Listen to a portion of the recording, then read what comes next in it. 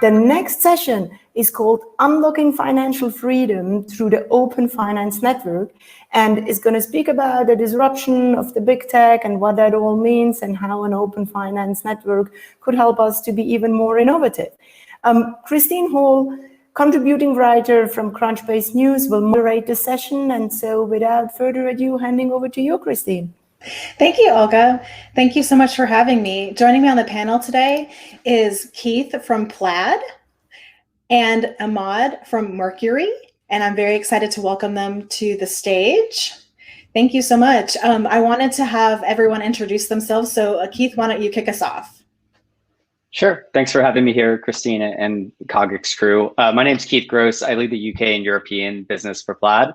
For folks that aren't familiar, we're the world's leading open banking platform. So we've connected to more than 11,000 institutions across North America, the UK, and Europe. We standardize that access to a single API and offer a suite of use cases that have really been part of the growth of FinTech over the past decade. So excited to be here. Thanks for having me.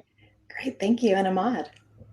Hey everyone, I'm the co-founder and CEO of Mercury. Mercury is a challenger bank focused on startups and e-commerce companies in the US. I've been doing startups for, I think, 15 years, originally from London, but now I live in San Francisco.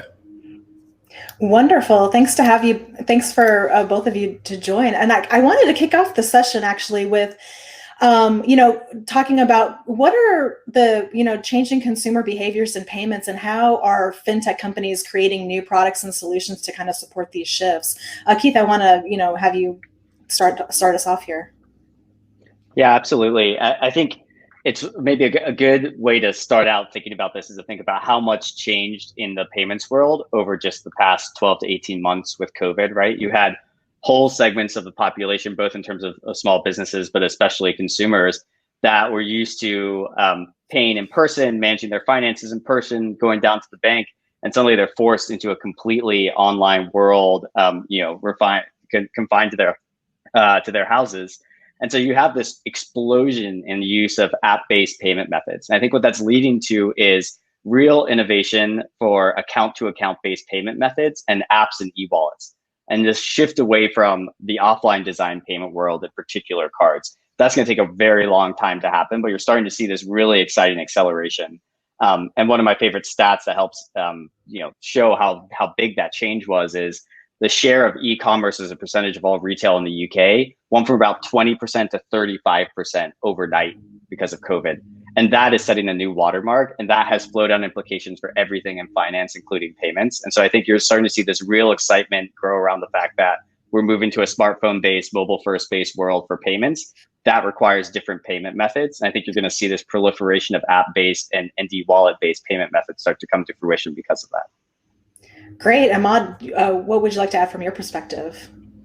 Yeah, I think there's like this kind of somewhat virtuous cycle between like consumer behavior and willingness to use fintech companies and apps and things like that to do payments and to do kind of live their financial life, and then VCs and kind of the ecosystem willing to make new products for it. And we're kind of getting into this like flywheel where there's just a ton of innovation now. Like, even like when I started Mercury in 2017, challenger banks weren't a thing in the US. FinTech was like kind of a thing, but actually much bigger in Europe. But even then, like it was kind of new. Whereas now, FinTech is just completely blowing up. Partly thanks to Plaid and enabling a bunch of use cases, but also just like the ecosystem's just got this like flywheel going. So, and consumers are willing to use like completely new apps and like change their experiences. And, they're all looking for, better ways to enable their financial life. And that's kind of an exciting trend. That makes sense. Yeah. Immad, let me stick with you for a minute. With kind of all of the things that are changing, have you identified any kind of gaps or challenges, in the global digital finance, and what do you think needs what kind of innovation do you think, is needed to address them? Yeah, I think we're still at the phase where like, I think it's like the basic stuff in finances is being kind of digitized. So if you think about the basics, it's like this depository side, which is kind of being attacked by challenger banks, and they're doing it with like, Mercury's doing it with businesses. There's lots of consumer ones like Chime and Monzo. Then the level kind of next to that is payments, whether it's like Stripe or other people making it easy to do online payments. The end level kind of in the stack is lending, where there was a phase of lending in fintech that like kind of P2P lending that didn't kind of work well, or at least it didn't become as big as people thought.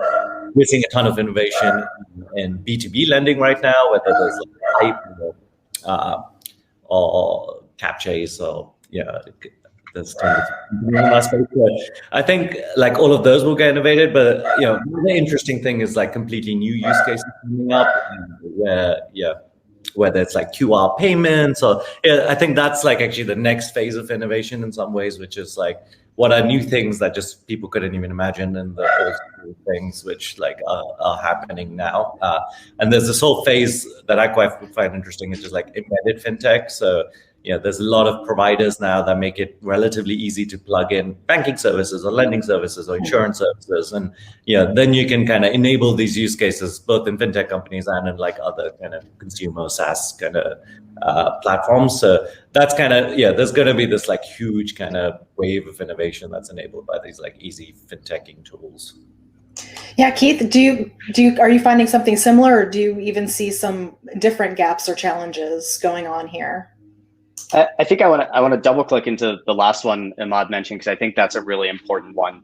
So if you think again on some of the innovation that we've seen over the past few years, you've seen a real rise, as I said, of app-based ecosystem for financial services, and that's also led to innovation in how and why people pay. Right, you're starting to see real growth in the presence of things like Apple Pay and Google Pay and biometric-based account-to-account payments.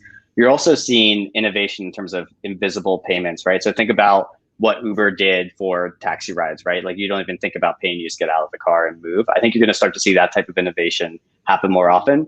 And the reason you're seeing that is because of this rise in embedded finance. And so maybe to give a quick definition there, that's basically API-based financial services that now any big tech company can build into their services. And so what you're starting to see is any application that has large consumer demand or large small business demand, starting to seriously think about how do I add financial services in here, both as a revenue stream, but also as a way for me to offer more services to my users if they're already engaged and they already like using my service here.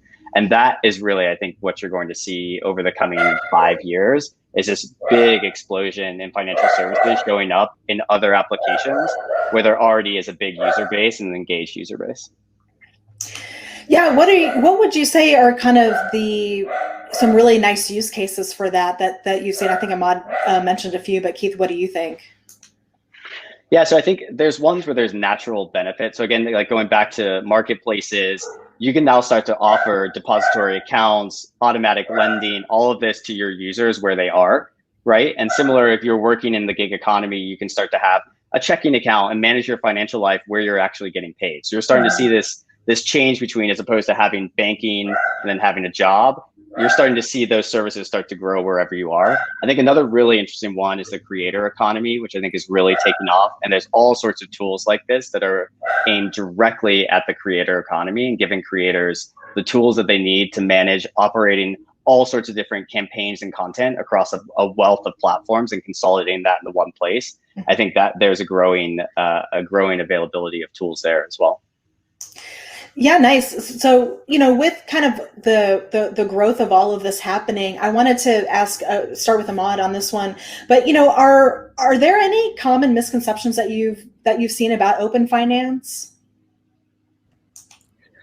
I think most people don't know what open finance is. There's like open banking, which is like fairly well established, but I think people tend to think it's probably more than it is even. Like, I think they think, oh, wow, I'm going to have like tons of freedom. But it's, at a basic level, it's like a relatively simple thing. It's like, give me API access to my bank account, which is pretty interesting and innovative that like, legislators have gone out there and like demanded API access from these like fairly old school institutions that wouldn't do it by default. But it's not like a magic bullet. I mean, it doesn't give you that much more than that. I think we're going to see way more kind of improvements in finances because of kind of embedded finance and fintech companies really making like new and innovative products. And some of that is going to be enabled by open finance and open banking, but I don't think it's like a magic solution that fixes all of banking, which like I think sometimes like I read some articles where like people are like super excited about it. Yeah. So do you find that there's like actually then a difference between open finance and banking as a service? Yeah, I think banking as a service. So just as a quick explanation, banking as a service is basically a bank, normally like an established regulated bank, goes and like makes a bunch of APIs that enable people to build products on top of their bank. And normally it's not, it's not quite as easy as open banking. Like if you are a fintech company, you want to work with this bank, you normally have to do a custom deal with them and things like that. But it gives you a ton of flexibility. So like one of the things missing in open banking is you can't open a new account, which like if you can't open a new account, it's quite a limiting factor. Like if you want to be able to embed a service in some ways, you kind of need to be able to open a new account. So that's something you can do as banking as a service. There's some amount of like sending money with open finance, but yeah, it's like country by country and it's kind of tricky to do. Whereas with banking as a service, like sending and receiving money is much simpler. So I think banking as a service is like generally speaking, like much more revolutionary in terms of like enabling way more fintech use cases and like enabling this kind of revolution we're seeing right now. Yeah, and I think both of you had kind of touched on this a bit, but open banking or / open finance, however you want to look at it, is really prevalent in Europe and other places. But most, as you mentioned, most Americans are not familiar with the concept. Do you feel like this is something that Americans really should be educated on? Keith, do you want to touch up there first? Yeah, I can chime in there. I think for both open banking and open finance, they don't necessarily need to be things that consumers know about. They're going to be important in the way that if they enable these fantastic experiences for people, they'll care about those experiences, not what's the terminology for what's powering it underneath. What I think is important that is helping drive the growth of open finance regulation globally, and I think ultimately in the US as well, is there's been a big wave, if you think about with the start of GDPR, of awareness about privacy and the amount of data that you create as a user. The second wave following that, which is I as a user feel like I should have a right to control and access my data. And you're starting to see all sorts of different countries look into regulation. And that's really where open finance starts to come in and start to become exciting, is you have this idea of I as a user should be able to control my financial data, see it all in one place and port it wherever I want. So I think what open finance is really helping revolutionize, which is exciting, is visibility and insights into your own data, right? You control over it, the ability to move it and take it into the services that you need. But then what still has to be solved on top of that is how does that lead to access to new financial services? And does it lead to actions being taken that actually give you financial freedom? And so that's what Plaid's mission is really focused on, is unlocking financial freedom for everyone. And open finance and open banking are part of the technologies beneath that. But I agree with Immad that I don't think people need to know what these terms are or understand them. What's important is what they lead to ultimately, which requires fintechs and tech companies to innovate on top of those services to really offer new financial service options to consumers and to small businesses and take actions on their behalf for them to live a healthier financial life. Yes, absolutely. And Immad, Keith had mentioned, financial freedoms. What do you kind of see as the different types of financial freedoms, and how does open finance enable them?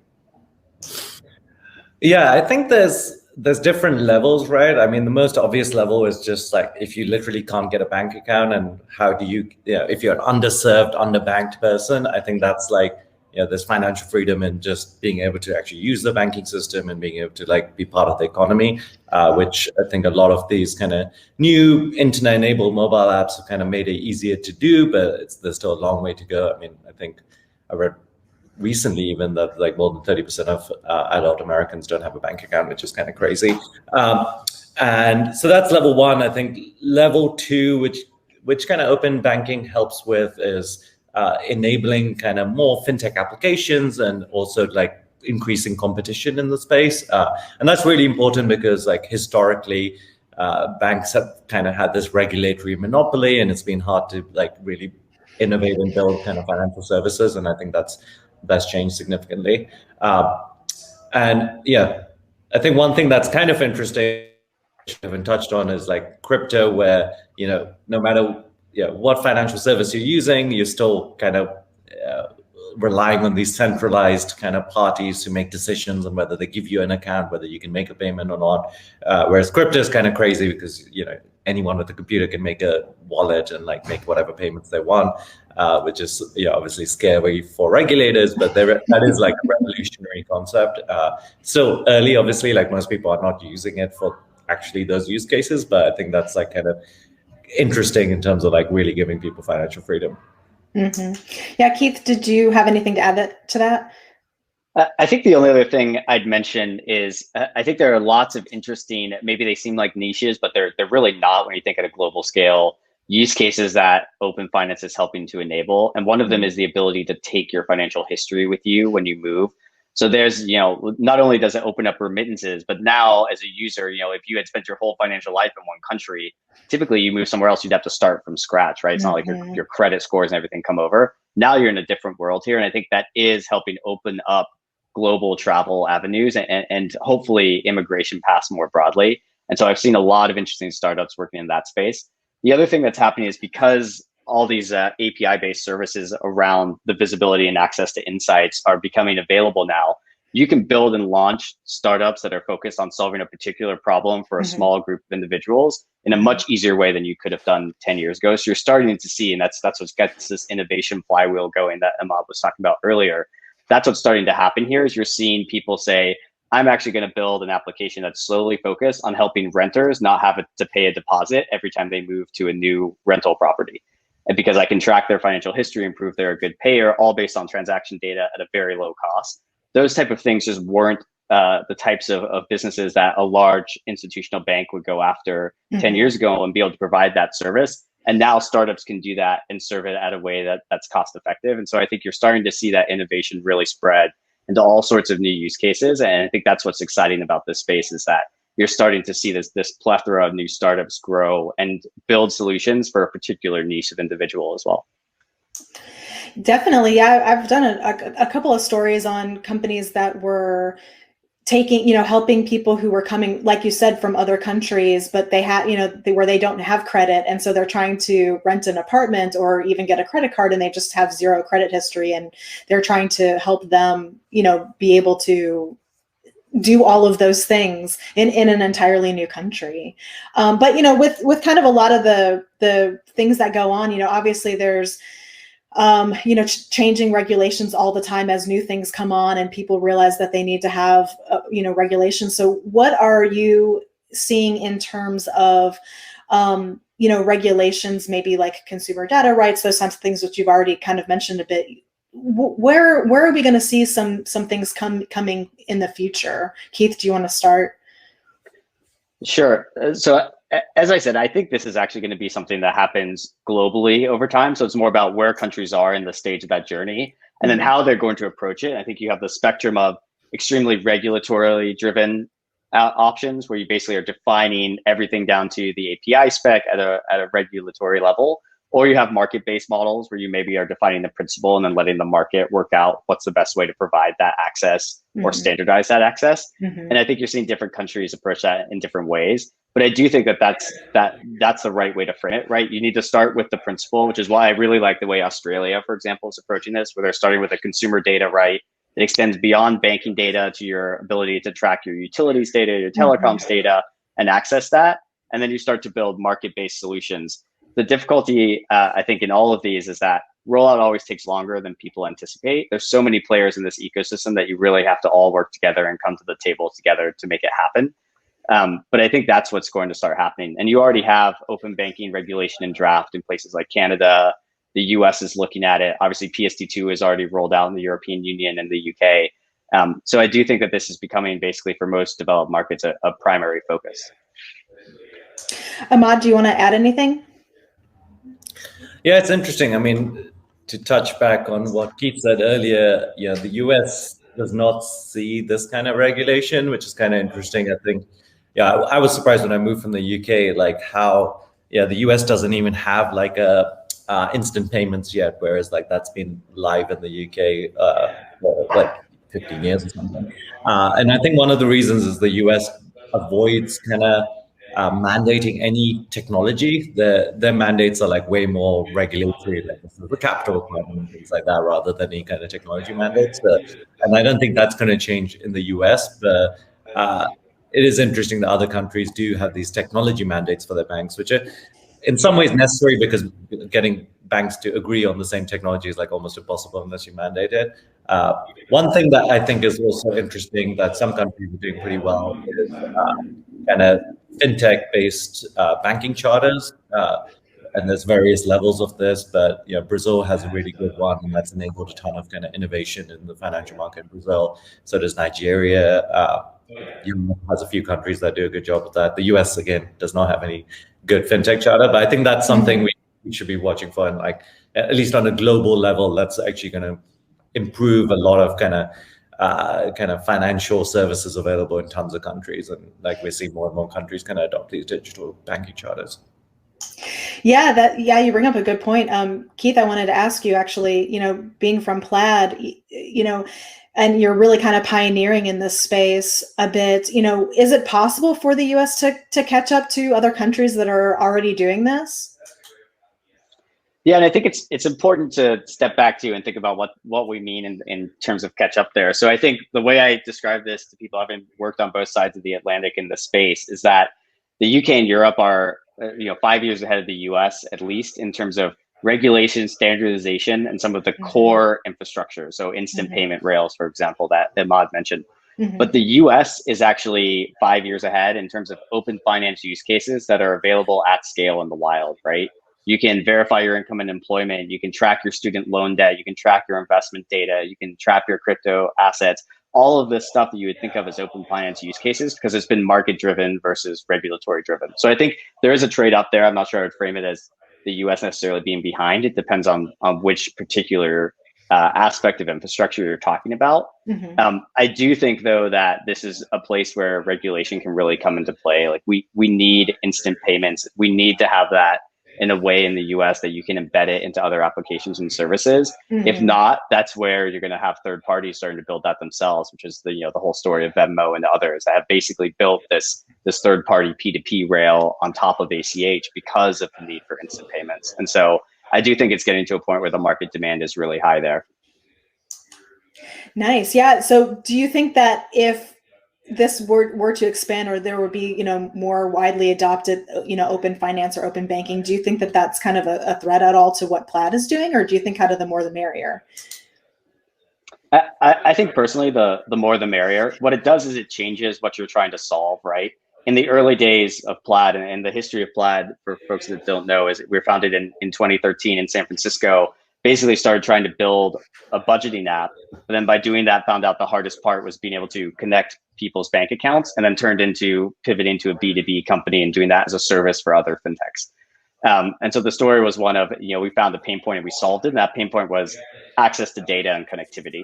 Over time, as open finance gets written into regulation and standardizes and spreads across the world, the pain point that we're solving moves less from solving just connectivity, and it's the insights on top of that data, right? It's standardizing them. It's categorizing transactions. It's identifying merchants from a transaction string.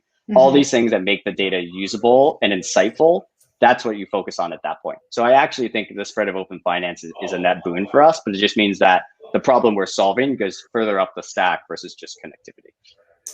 Okay. Immad, I wanted to ask you, with Keith talking about kind of gathering all of this data and using it, what are some of the things that most people want to know?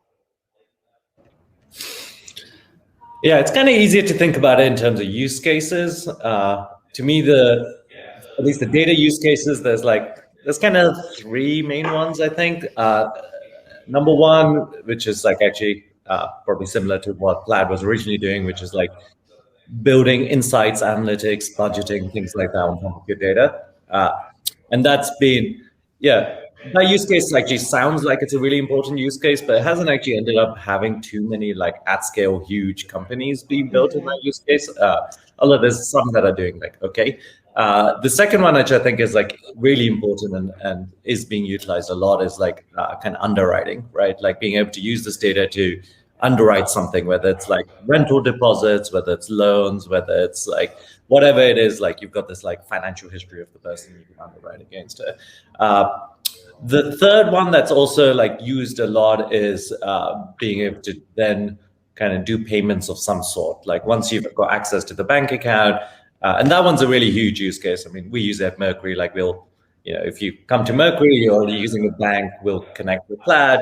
We'll check your details, actually help us like make sure you're more legitimate as well, and then we'll let you pull money from that bank and send money to that bank if you want. So I think those three are like kind of the most obvious use cases. I'm sure Keith has like a whole list of 30 other use cases, and I think once you think about the use cases, then you can think about like, okay, what else can I build on top of it that uses these things in a similar way? Where does it go from there? Definitely. Keith, did you want to add anything there? I guess I have two specific examples I can share in case they're useful to illustrate some of this. One is I think you're going to get to closer and closer to a world of automated financial services, right? Once you have the ability to visualize and understand where all your finances are, whether you're an individual or a small business, the next logical step is helping to create decision engines. And then the third step is, can those decision engines take an action on behalf of you? And so I think we're getting closer to that. Mm-hmm. It's going to take a little bit of time, but that sort of self-driving finance, autonomous finance, that world is definitely going to appear.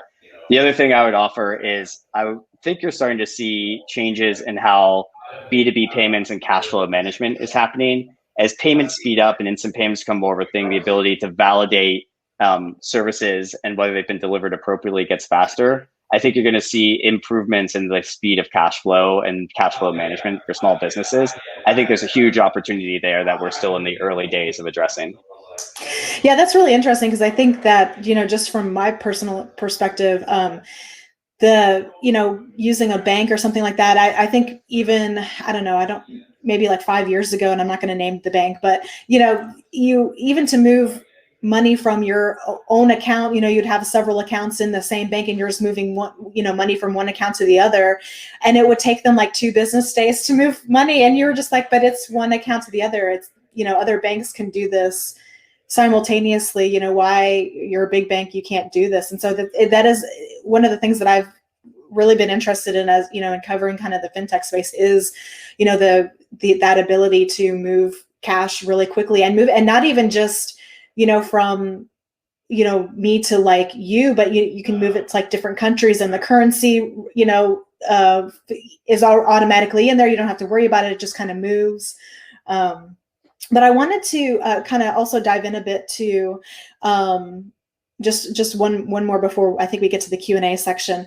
But Immad, I wanted to touch on one of the thoughts that you had about, is if open finance is a good regulatory model for other industries like social networks. Tell us a little bit about kind of your perspective there.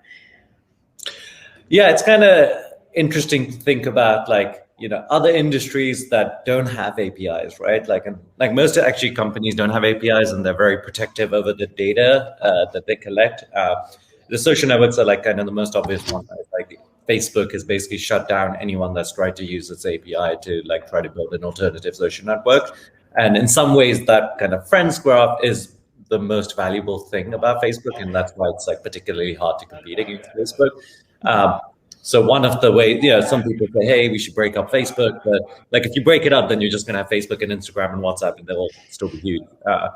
Whereas I think a better model that actually Albert Wenger over at Union Square Ventures kind of tried to popularize is like, hey, force these big kind of companies to allow their data to be open via APIs in a regulatory fashion. And like, open banking is the only place I can think of where regulators have enforced like open access via APIs. So I think that's interesting, right? Like if we can expose, these kind of non-regulatory monopolies to have open data so that like other people can build on top of them, it's interesting. I mean, there's obviously like some level of abuse you could get, like, that happened with Cambridge Analytica, where like these apps were kind of accessing data and like abusing people's privacy. But I do think like that's not a reason not to like force like open access to on this data. Absolutely, yeah. So I think while we wait to see if any questions populate, I wanted to just kind of throw out one. You've been talking about, APIs and, the ability to build on top of other systems and things. For, companies that are doing this, they have, engineers and things, that people with this kind of expertise, but some companies want to maybe have their own credit program or have something else, and they don't have that expertise. And, there's been a lot of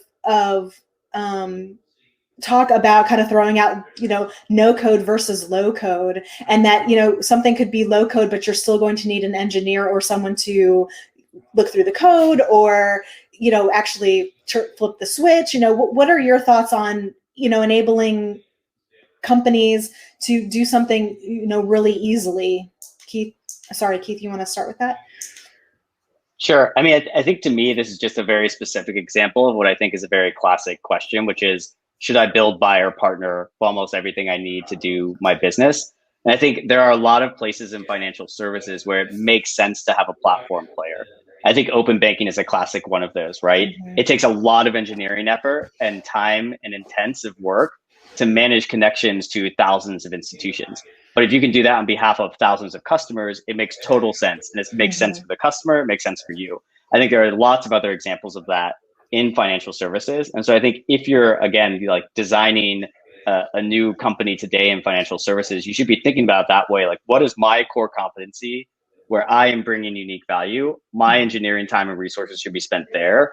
If it's not part of that core competency, I should leverage best-in-class partners to help make that happen. And whether that's in a no-code, low-code, B2B SaaS style method, I think that depends on the situation and the use case.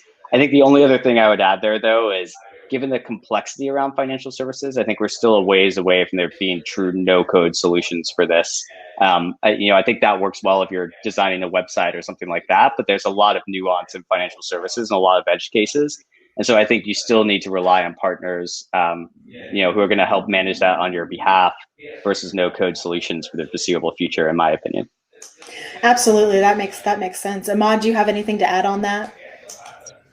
Yeah, I think it's funny, like when something becomes really standard, you don't even think about it. So like if you take payments, for example, like paying with a credit card, there are actually like pretty reasonable, like Shopify or other places allowed these kind of, no-code solutions to like go and build an e-commerce store and get payments via credit card. Like 10 years ago, you'd have to go get an engineer to do that. So I think there's going to be these natural, like relatively small points where the surface area is small and very standardized, where you can come up with a no-code, low-code thing. I think when it's complicated and non-commoditized, you're going to need, product designers and engineers to really build a great experience. And like, one of the things actually, funnily, that US banks do is they do kind of plug in slightly disjoint experiences, because like, a lot of US banks don't even have engineers. So in some ways they're doing no code, although obviously like there's people involved that built that thing. But if you use a US bank, like often you'll find that like suddenly like you click on Zelle or something and everything looks completely different and weird. That's because like some third party built that and it's like kind of like a no-code solution for them. So it's actually like weirdly it's common already. It's not accessible to everyone. Yeah, absolutely. I wanted to ask, Immad, let me stick with you for a minute. Do you think that financial services will become more and more specialized? Yes, a lot of these things will have like a barbell thing. There'll be like the very generalized things. I mean, it's happening already now that, in the US, like more and more people are using the big banks because, when you're on the website and app, you don't need to walk into bank branches. So there was a lot more specialized banking services, like this is my local town with an agriculture bank and blah, blah, blah. But that's actually being hurt. On the other side, we'll see these kind of internet verticalized things where there's a bank for a dentist and there's banks for there'll be way more kind of use cases for so actually like the specialization will like stop being regional and will become like kind of niche community, etc. But there will also be like these kind of big players that like whether it's Chime or whatever that are going to have like these very generalized services. So I think where the specialization makes sense, there will be specialization. one thing that's like kind of an interesting trend, which talks to this, is like how brand is becoming more and more important than financial services. Like if you look at the Square Cash app, they have this like crazy brand. Like I think it's really fun that like such a big company has built this like really interesting kind of Gen Z focused brand. I think brand is going to become more and more important because like, you know, the underlying service is like, especially in the consumer space, kind of becomes commodity, and then the brand that you build on top of it is the real differentiator. Absolutely. Yeah. And, you know, since you said, yes, there will be some specialization, you know, do you think that it's going to leave consumers confused, or do you think that, like you said, there's going to be a brand to it that the people aren't going to be confused? They're going to be like, oh, I'm chiming this, or I'm, you know, doing this or doing that, that it actually will help them actually, you know, understand better. Yeah, I think more options is just better for consumers. I don't think we should like baby people. I don't think they'll be confused. Like they'll listen to kind of friends, they'll have more options, they'll be able to like make more informed decisions. So I think it's generally a good thing. Absolutely. And Keith, oh, sorry, go ahead. No, I was going to say, just chiming in there, I think one interesting thing to add on to those points Immad was making is, I think this is exactly why embedded finance is going to play such a part in this, because brands that have already built trust and have built a large community will find ways to offer financial services to that community.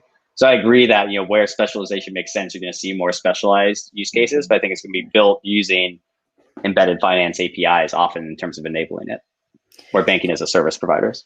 Yeah, absolutely. Well, we have a question from the audience, and Keith, I'll let you kick off on this. But you know, how do you explain for a person that is not in the fintech world how APIs can help them indirectly as a user of another, or maybe not a fintech product? Yeah, absolutely. So, I mean, I think the way to think about this at a high level for APIs is they're just a code-based way of accessing the system. And so what this allows you to do is to choose best-in-class systems from other providers and stitch them together into your service that you're offering to a consumer. So you as a user, for example, a great one of this is, I think, you know, in many countries this is already the case, maybe not in the US, but you're going to get to a point where you are proving your identity when you're logging into a new application via identity APIs. And actually a good analogy for this is single sign-ons, right? So there was a time previously where every time you downloaded a new app, you had to create a new username and password and fill out all the same information.